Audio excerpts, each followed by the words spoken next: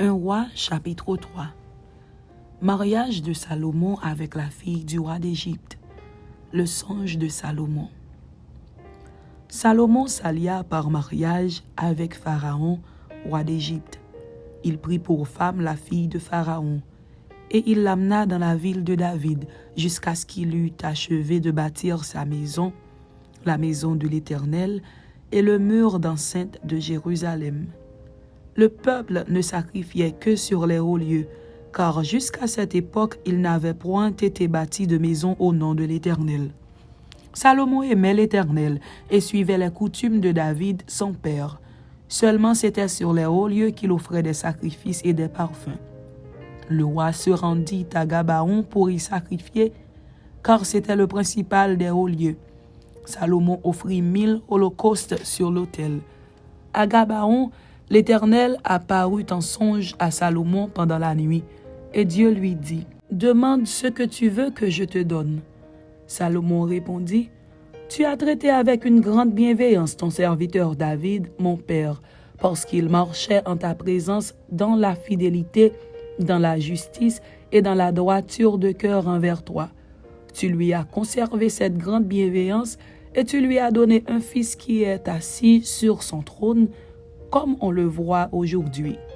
Maintenant, Éternel mon Dieu, tu as fait régner ton serviteur à la place de David, mon père, et moi je ne suis qu'un jeune homme. Je n'ai point d'expérience. Ton serviteur est au milieu du peuple que tu as choisi, peuple immense qui ne peut être ni compté ni nombré, à cause de sa multitude. Accorde donc à ton serviteur un cœur intelligent pour juger ton peuple, pour discerner le bien du mal. Car qui pourrait juger ton peuple, ce peuple si nombreux? » Cette demande de Salomon plut au Seigneur, et Dieu lui dit, « Puisque c'est là ce que tu demandes, puisque tu ne demandes pour toi ni une longue vie, ni la richesse, ni la mort de tes ennemis, et que tu demandes de l'intelligence pour exercer la justice, voici, j'agirai selon ta parole. Je te donnerai un cœur sage et intelligent, de telle sorte qu'il n'y aura eu personne avant toi et qu'on ne verra jamais personne de semblable à toi. Je te donnerai, en outre, ce que tu n'as pas demandé, des richesses et de la gloire, de telle sorte qu'il n'y aura pendant toute ta vie aucun roi qui soit ton pareil. Et si tu marches dans mes voies en observant mes lois et mes commandements, comme l'a fait David ton père, je prolongerai tes jours. » Salomon s'éveilla. Et voilà le songe. Salomon revint à Jérusalem et se présenta devant l'arche de l'alliance de l'Éternel. Il offrit des holocaustes et des sacrifices d'action de grâce, et il fit un festin à tous ses serviteurs. Le jugement de Salomon. Alors 2 femmes prostituées vinrent chez le roi et se présentèrent devant lui. L'une des femmes dit, « Pardon, mon Seigneur, moi et cette femme, nous demeurions dans la même maison, et je suis accouchée près d'elle dans la maison. 3 jours après, cette femme est aussi accouchée. Nous habitions ensemble. Aucun étranger n'était avec nous dans la maison. Il n'y avait que nous 2. Le fils de cette femme est mort pendant la nuit, parce qu'elle s'était couchée sur lui. Elle s'est levée au milieu de la nuit. Elle a pris mon fils à mes côtés, tandis que ta servante dormait. Et elle l'a couché sur son sein, et son fils qui était mort, elle l'a couché dans mon sein.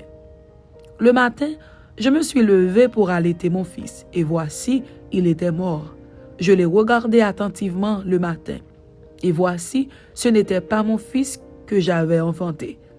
L'autre femme dit, « Au contraire, c'est mon fils qui est vivant, et c'est ton fils qui est mort. » Mais la première répliqua, « Nullement. C'est ton fils qui est mort, et c'est mon fils qui est vivant. » C'est ainsi qu'elles parlèrent devant le roi.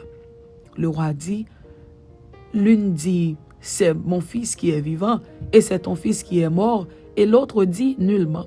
C'est ton fils qui est mort, et c'est mon fils qui est vivant. » Puis il ajouta, « Apportez-moi une épée. » On apporta une épée devant le roi, et le roi dit, « Coupez en 2 l'enfant qui vit, et donnez-en la moitié à l'une et la moitié à l'autre. » Alors la femme dont le fils était vivant sentit ses entrailles s'émouvoir pour son fils, et elle dit au roi, « Ah, mon Seigneur, donnez-lui l'enfant qui vit, et ne le faites point mourir. » Mais l'autre dit, « Il ne sera ni à moi ni à toi, coupez-le. » Et le roi, prenant la parole, dit, « Donnez à la première l'enfant qui vit, et ne le faites point mourir.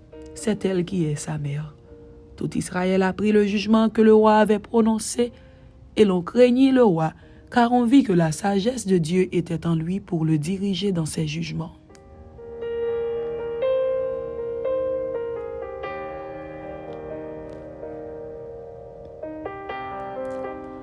Un roi, chapitre 4. Aux fonctionnaires de Salomon. Le roi Salomon était roi sur tout Israël. Voici les chefs qu'il avait à son service. Azaria, fils du sacrificateur Tsadok, Elioreph et Akija, fils de Shisha, étaient secrétaires. Josaphat, fils d'Achilud, était archiviste. Benaja, fils de Jéhojada, commandait l'armée. Tsadok et Abiatar étaient sacrificateurs. Azaria, fils de Nathan, était chef des intendants. Zabud, fils de Nathan, était ministre d'État favori du roi. Achishar était chef de la maison du roi. Et Adoniram, fils d'Abda, était préposé sur les impôts. Salomon avait 12 intendants sur tout Israël. Il pourvoyait à l'entretien du roi et de sa maison, chacun pendant 1 mois de l'année. Voici leurs noms. Le fils de Hur, dans la montagne d'Éphraïm, le fils de Deker, à Makatz, à Saalbim, à Beth-Shemesh, à Elon et à Beth-Anan. Les fils de Ezed, à Arubot, il avait Soko et tout le pays de Épher. Le fils d'Abinadab avait toute la contrée de Dor. Taphat, la fille de Salomon, était sa femme.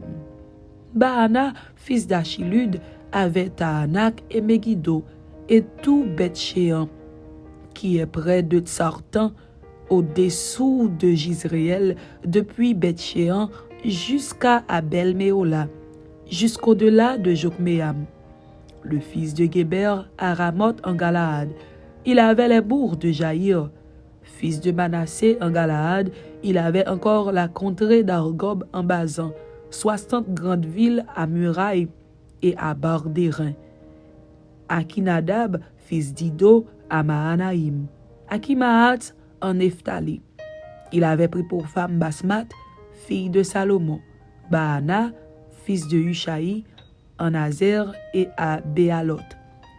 Josaphat, fils de Parouyash, en Issachar. Shimei, fils d'Éla, en Benjamin. Géber, fils d'Uri, dans le pays de Galaad.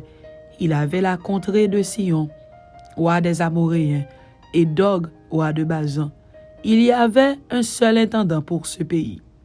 Juda et Israël étaient très nombreux, pareils au sable qui est sur le bord de la mer.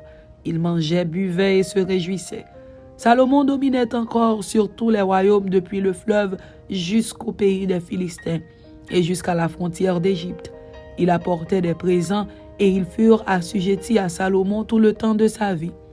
Chaque jour, Salomon consommait en vivres 30 corps de fleurs de farine et 60 corps de farine, 10 bœufs gras, 20 bœufs de pâturage et 100 brebis, outre les cerfs, les gazelles, les daims et les volailles engraissées.